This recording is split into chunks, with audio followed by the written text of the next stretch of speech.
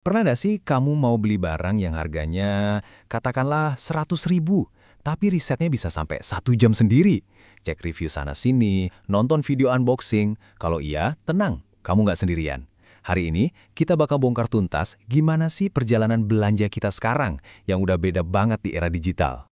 Coba kita mulai dari pertanyaan ini deh, yang mungkin kita semua pernah ngalamin.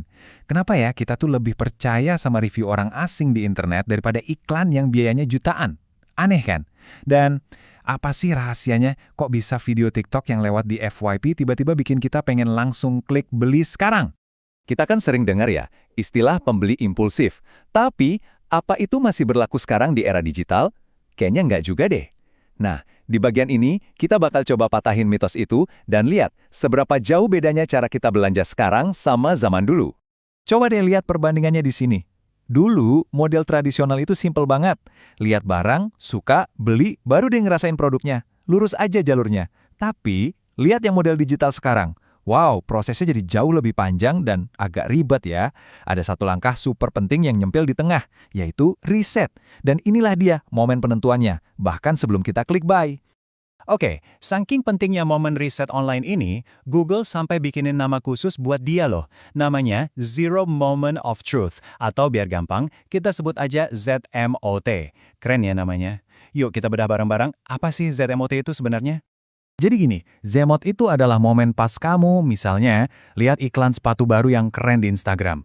Tapi bukannya langsung beli, tangan kamu malah otomatis buka tab baru, terus mulai googling, cari tahu segala macam soal sepatu itu. Nah, itulah yang disebut momen nolnya. Dan riset ini bukan cuma cari-cari iseng kan, ini tuh udah kayak kerjaan detektif, beneran deh. Kita buka Shopee buat lihat review pembeli, lengkap sama foto aslinya, terus kita scroll TikTok buat nyari video unboxing, belum lagi bandingin harga di toko ijo, toko oren, semuanya kita lakuin cuma buat satu hal, mastiin duit kita nggak bakal sia-sia. Oke, kedengarannya emang agak ribet ya perjalanan konsumen sekarang. Tapi tenang, untungnya ada semacam peta buat bantu kita ngertiin alurnya. Para marketer biasanya pakai framework yang namanya 5A buat memetakan semua ini. Dari yang awalnya cuma tahu ada sebuah produk, sampai akhirnya jadi pembela garis kerasnya. Biar gampang, kita pakai contoh ya. Bayangin ada mahasiswi, kita sebut aja namanya Ani, yang lagi pengen beli sepatu lokal. Pertama, dia jadi aware atau sadar sama merek itu gara-gara lihat iklan di Instagram. Terus dia ngerasa appeal atau tertarik sama desainnya. Nah, abis itu dia masuk tahap ask alias mulai kepo, cek review sana-sini. Kalau udah yakin, barulah dia act, dia beli sepatunya. Dan puncaknya, kalau dia suka banget, dia bisa jadi advocate, misalnya dengan pamerin di Instagram Story pas unboxing. Kelihatan kan alurnya? Nah, dari ceritanya si Ani tadi, ada dua tahap yang paling seru buat dibahas, ask dan advocate. Kenapa? Soalnya di dua tahap inilah terjadi pergeseran kekuatan yang fundamental banget. Kepercayaan kita tuh udah nggak lagi cuma ke brand atau iklan, tapi justru ke sesama konsumen, ke orang-orang kayak kita juga. Intinya sih simple banget, kita baca review karena kita takut zonk, takut salah beli dan nyesel. Pengalaman jujur dari orang lain, bahkan yang nggak kita kenal sama sekali, rasanya tuh jauh lebih nyata dan bisa dipercaya dibanding iklan yang udah pasti dipoles habis-habisan. Coba lihat deh, review simple kayak gini. Cuma beberapa kata, bintang 5, sama satu foto asli dari pembeli. Tapi percayalah, kekuatan review kayak gini bisa jadi jauh lebih nampol daripada budget marketing jutaan rupiah. Tadi kan kita udah ngikutin perjalanan dari sudut pandangnya Ani sebagai konsumen. Nah sekarang, coba kita putar balik. Gimana caranya sebuah brand atau perusahaan bisa ngertiin setiap langkah yang diambil Ani? Mereka punya alatnya, namanya Customer Journey Map. Ini semacam peta visual buat ngelihat keseluruhan proses tadi. Tujuannya tuh kelihatannya sederhana, tapi penting banget. Buat ngertiin setiap titik sentuh atau touch point antara pelanggan sama brandnya.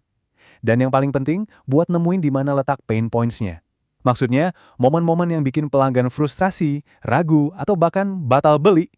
Jadi, peta ini tuh nggak cuma nyatet apa yang pelanggan lakuin, tapi juga apa yang pelanggan rasain di tiap langkah. Contohnya nih, rasa deg-degan pas nungguin paket datang, atau rasa bingung pas lihat tabel ukuran baju yang nggak jelas, semuanya dipetain. Ngomong-ngomong soal pain points, ada satu misteri terbesar di dunia belanja online yang perlu kita pecahkan bareng-bareng nih. Ini dia jawabannya. Ternyata tombol checkout itu rapuh banget. Cuma karena ada sedikit aja gangguan, misalnya ongkir yang tiba-tiba mahal, atau proses bayar yang ribet, atau bahkan cuma rasa ragu sekecil apapun, itu semua bisa bikin kita langsung batalin niat beli. Padahal udah selangkah lagi loh. Jadi, apa nih kesimpulan utamanya? Perjalanan belanja konsumen modern itu udah nggak bisa lagi dilihat sebagai garis lurus yang simpel. Ini tuh udah kayak jaring laba-laba yang rumit, penuh dengan riset, validasi, dan bukti sosial dari orang lain. Keputusan terbesarnya justru ada di momen nol alias ZMO tadi, yang dipandu sama alur 5A. Inilah aturan main yang baru di dunia belanja. Dan ini bawa kita ke pertanyaan terakhir buat renungan.